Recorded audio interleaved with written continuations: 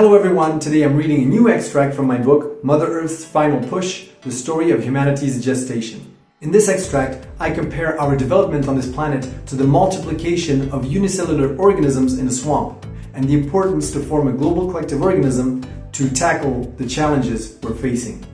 Somewhere in a swamp, in the middle of an inhospitable, rocky environment, on some planet in this vast universe, billions of single-celled organisms were swarming in all directions, competing for resources, replicating, interacting in various ways and dying. Their whole reality, their whole universe was this swamp. Everything outside of it, from their perspective, was the equivalent of space outside the atmosphere for humans, an inhospitable environment where they couldn't survive. Their reality, the only world these organisms knew, was the swamp.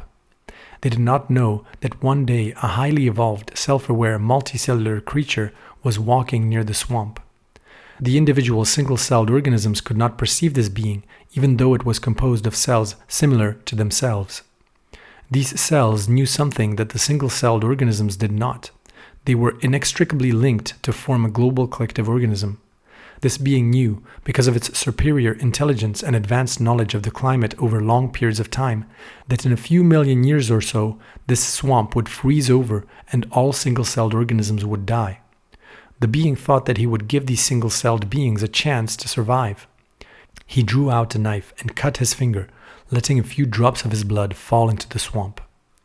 The single-celled organisms at first had no idea what these new cells were. Sure, they died fairly quickly, but they left behind some very strange and valuable information, a sort of complex code.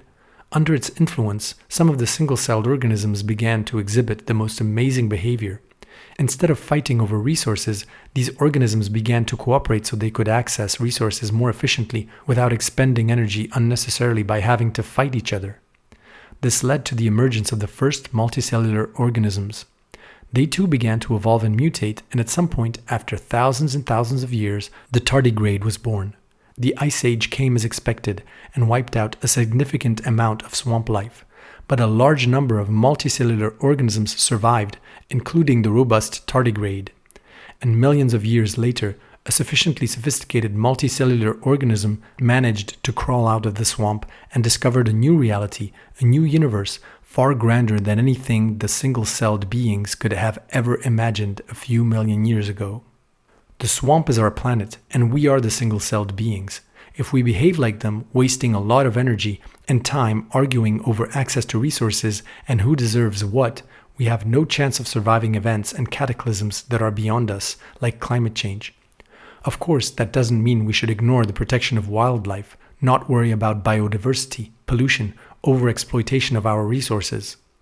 But the impact we can have in facing all these problems will depend on our ability to act as one global organism rather than as single-celled beings artificially controlled by the United Organs, the International Oxygen Fund, and other centralized power structures in the hands of a small elite.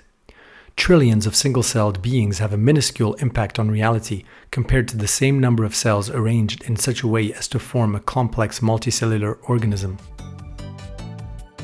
It is available on Amazon in paperback and Kindle format. Hope you enjoy the read.